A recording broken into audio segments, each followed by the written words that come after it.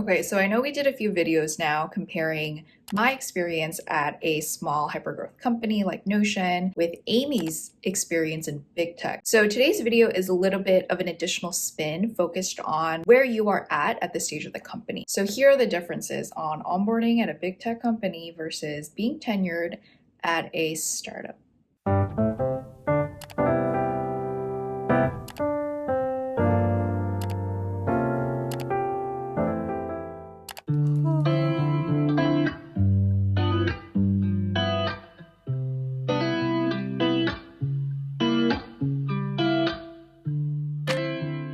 You can probably tell I'm in the office today. Funny note is that no one on my team actually works out of this office because I am based in the LA area and everyone else is based in Mountain View. Given that I am fairly new, I'm about 6 months in now, I've basically onboarded remotely this whole time. Onboarding remotely is so much harder than onboarding in person.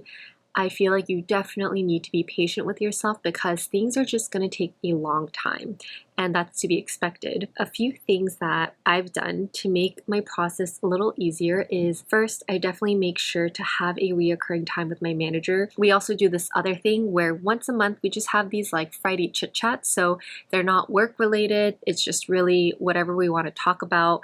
And that's also really helpful because it's almost bringing back a little bit of like the water cooler time that you don't get when you're remote. Lastly, you know how you do all those intro connects when you join? So for instance, I had all these intro connects with EMEA, APAC, LATAM, and I actually waited a little bit to do those intro connects because I noticed from the first couple that I did, when you are so new to the job, like 1 month in, there's not that much you can really talk about, and you kind of end up having the same conversation over and over because you don't really know the job yet. And so I would actually hold off on intro connects until you have a little bit more context into the job.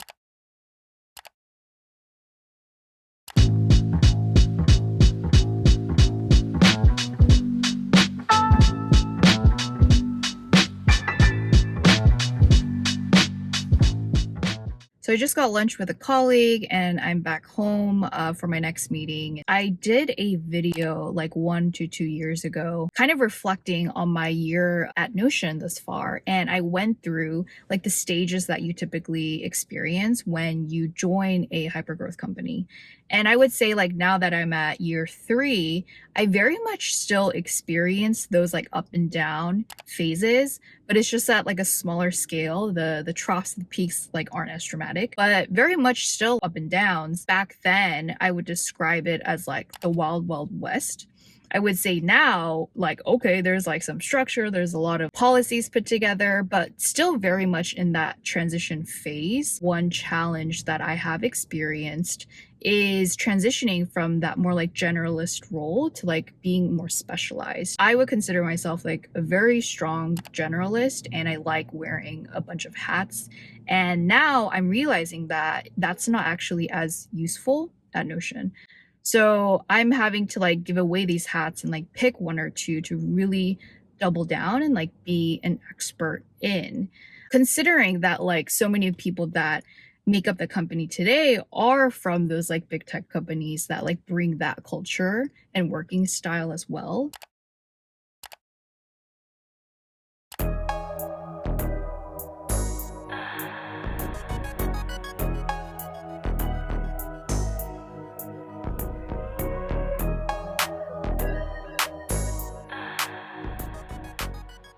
I have a small but mighty tip that I really wish someone had shared with me before I joined my current job. And this applies whether you're in person or virtually, but I think especially virtually, when you're on Zoom, you have the opportunity to really see everybody on that call at the same time. It's so small, but like engagement really matters. And especially if you're new, I think it gives you such visibility. I first noticed this because I had a colleague who joined around the same time as me, and in all her team meetings, just a little square on the screen, but I could see that she would be like nodding and smiling and actively asking questions. I just immediately learned of her name and knew her because she was just such a big presence on these group calls that we had. I just realized that while it can be intimidating to be asking questions or even bringing attention to yourself when you're new, that is actually the best time to do it because you have this leeway of asking questions because you don't know the answers to them because you're new.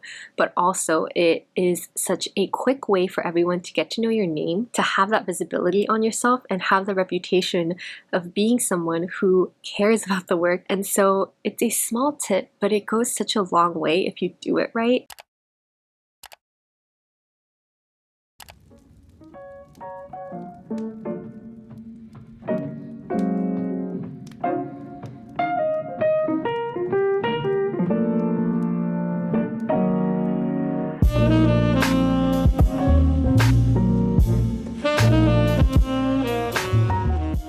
So I'm actually in a call box right now at the office and going to have a one-on-one with my manager in about like 8 minutes.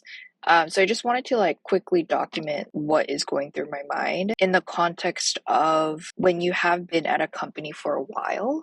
So for me at Notion, I am nearing my 3 years now. There's a common phrase that startup years are like dog years, aka 1 year can feel like 7 years, just because of the rapid rate of change that happens at a given time. I think sometimes as a tenured employee, it's easy to feel like a plateau in growth. And I would say that for me, one of my biggest motivators are definitely learning and challenge. And also, if I'm just being honest, and I've shared this with managers before, where I don't really feel that motivated by climbing the company ladder, by that next big promotion. And yes, of course, like more equity, a better title, all of that sounds great, but that doesn't really get me out of bed per se. And I think for me, it's really like, do I feel challenged? Do I feel like I'm growing and learning? Do I feel like I have the learning and the experience to know like what does it take to build a really successful business so that one day I could do that? I guess we're just going to talk about feeling like my learning has plateaued a bit and brainstorming some ways on what are some of the bigger problems here at the company right now and how can I be a part of that? Anyway, I will end my babble there and I have to go into this meeting now. Bye bye. 여보세요? 그냥 핸드폰 보고 있었지. 잘 지지? Bye. So I just got back from the gym and I was about to like edit this video to post tomorrow and I realized I had one more section to film. You know how I was in like that call box talking about experience a learning plateau and going to like tell my new boss of like 2 weeks about it. So it's a month later and needless to say, so much happened since then. I am growing my own team.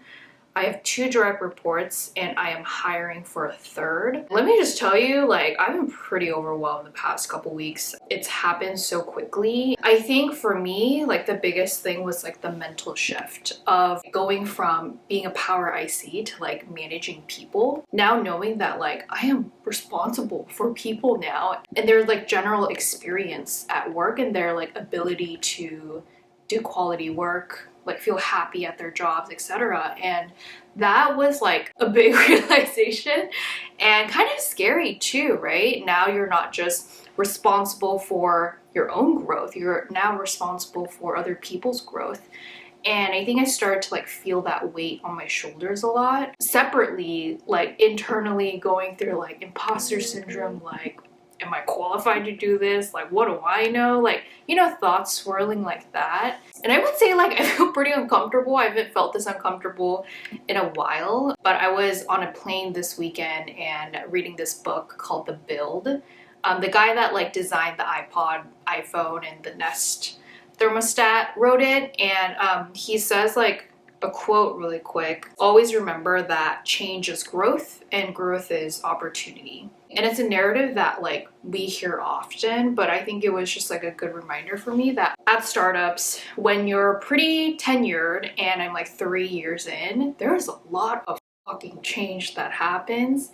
But I would say like looking back, the most painful moments, the most like step level change type of experiences are when I did grow the most.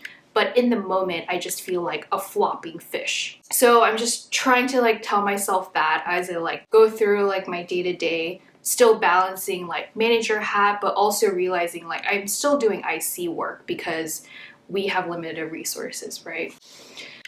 So just take it day by day and embrace the change, embrace the opportunity, and embrace the growth.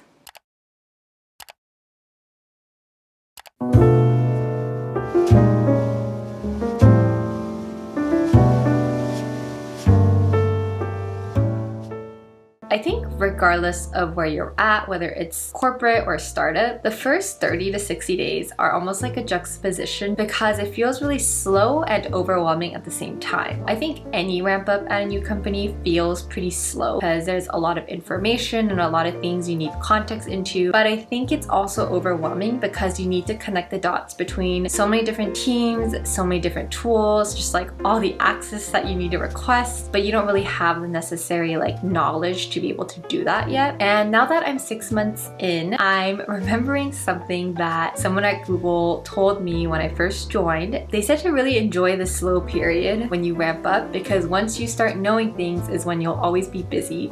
And now that I'm 6 months in, I can definitely correlate how the more you know, the more busy you are. And I think something I'm trying to master now that I'm 6 months in is that delicate balance between wanting to own projects and wanting to be the face of your projects, but the people that you're working with will probably default to whoever they're most comfortable reaching out to, and so it takes some time for you to be that new POC for them. And also that your manager will probably want to be more involved in the beginning as you ramp up, so it's very important to get their feedback on your projects. I think that respectful balance is something that I've definitely been learning, and you know, there are honestly like so many projects that are landing on my plate, which I'm very happy about, but also goes to show that when you're new, I think organization is really key, because that's probably the easiest time you can get organized, like organizing your emails and files. The more you stay and you don't do that, it just reaches a point where it's unmanageable. So yes, I am also trying to take advantage of that fresh, clean slate. All that to say, things might be slow, but they definitely ramp up, so don't worry too much about that. And on that note, I actually have another meeting to pop into, so thanks for tuning in. I hope you guys are enjoying the series so far, and we'll catch you in the next one. Bye!